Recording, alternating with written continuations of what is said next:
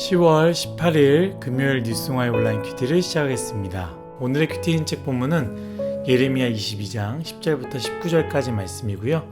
제가 읽은 말씀은 11절에서 12절 말씀을 읽도록 하겠습니다.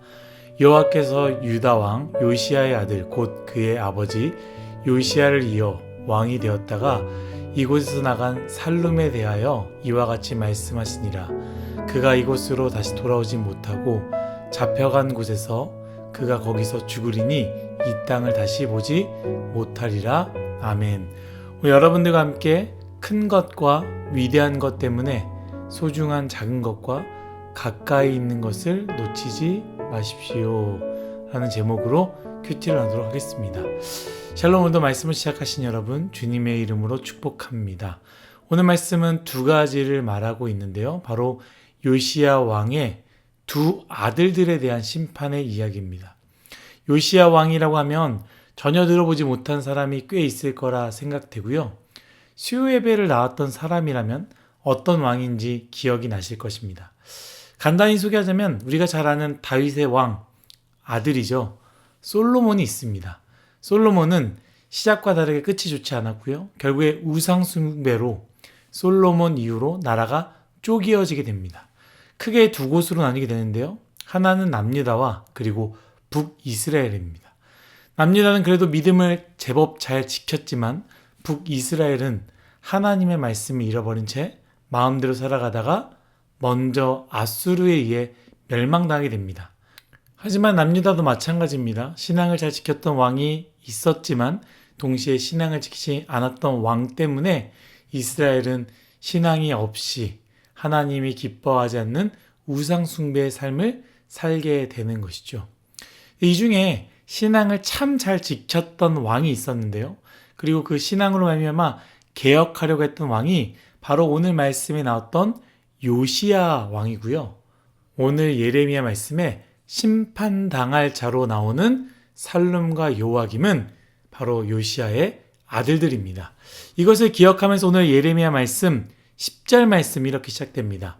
너희는 죽은 자를 위하여 울지 말며 그를 위하여 애통하지 말고 잡혀간 자를 위하여 슬피 울라. 그는 다시 돌아와 그 고국을 보지 못할 것임이라. 아멘.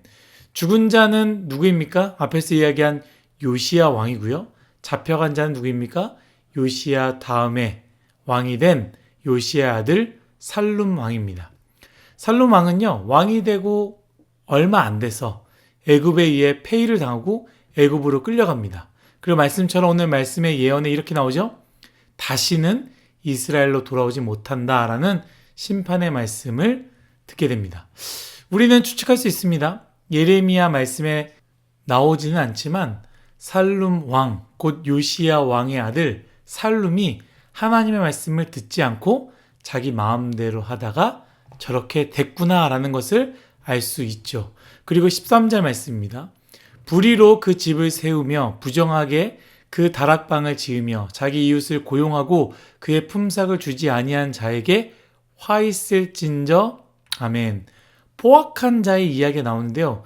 이 사람은 요시야의 아들이자 살룸의 형제 여호야김에 대한 이야기입니다. 살룸이 폐위되고 애굽으로 끌려가자 여호야김, 요시야의 왕이자 살룸의 형제죠. 이 여호야김이 왕이 되었는데요. 그는 어떤 왕입니까? 방금 읽었던 말씀처럼 하나님의 말씀을 듣냐 아니 듣냐를 떠나서 완전히 포악한 왕임을 알 수 있습니다. 저는 오늘 말씀을 묵상하면서 요시야에 대해서 두 가지를 생각했습니다. 먼저는 부정적인 것에 대해서 여러분들과 나눠보려고 하는데요. 바로 작은 일 그리고 가까운 일입니다. 요시야가 나라를 위한 개혁, 큰 일을 위해 앞장섰고요. 어느 정도 성공했습니다. 그런데 요시야는요, 정작 가까운 아들들에 대한 신앙교육은 실패했음을 우리는 보게 됩니다. 저는 그렇기 때문에 요시야가 실패한 왕이다 라고 말하긴 어렵지만 요시야가 부족했다, 부족하지 않았다 이야기를 하려는 것보다 이걸 통해서 깨닫게 되는 것, 우리 또한 요시야처럼 위대한 일, 큰 일에 대해서는 앞장서고 열심히 하려고 하지만 혹시 가까운 것, 혹시 작은 것으로 여겨지는 것들은 내팽개치고 그거에 대해서 관심을 갖고 있지 않은 것은 아닌지 생각해 봤으면 좋겠다라는 것이죠. 이것은 신앙교육 혹은 전도만을 이야기하는 것이 아닙니다.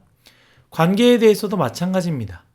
잘 보여야 할 것 같은 사람에게는 참 잘하고 우리가 잊지도 않은 친절까지 끄집어내서 친절을 베풀지만 진짜로 친절해야 하고 정말로 사랑을 다해야 되는 정말로 가까운 사람, 가장 소중한 사람에게는 우린 너무나 무시하거나 막 대할 때가 많다라는 것이죠.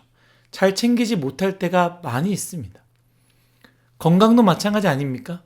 중요하다고 생각되어지는 회사의 일들 혹은 중요한 시험들이 있습니다. 나의 능력을 보여줘야 될 일들이 있습니다. 이것에 대해서 최선을 다하고 힘을 다해야 되는 건 맞습니다. 그런데 그것이 진짜 중요한 건강마저 해치거나 건강을 잃어버리게 만든다면 아무 소용이 없게 되는 것이죠. 사랑하는 일송아 여러분, 혹시 내가 중요하게 생각하는 것 때문에 혹은 멀리 있는 남들에게 잘 보여야 되는 것 때문에 정작 중요한 것들은 놓치고 있는 것은 아닙니까? 건강을 돌보시고 소중한 사람들을 돌아보시고 작은 일에도 충실히 하시기를 간절히 소망합니다. 건강을 놓치면 다시 붙잡기 어렵고요. 소중한 사람이 떠나고 나면 그리고 나서 후회하는 건 아무 소용 없습니다. 작은 일을 잘 섬길 때 그것이 모여 진짜 능력과 실력이 된다는 것 또한 우리가 기억하면 좋을 것 같습니다. 두 번째는 요시야의 긍정적인 부분이에요.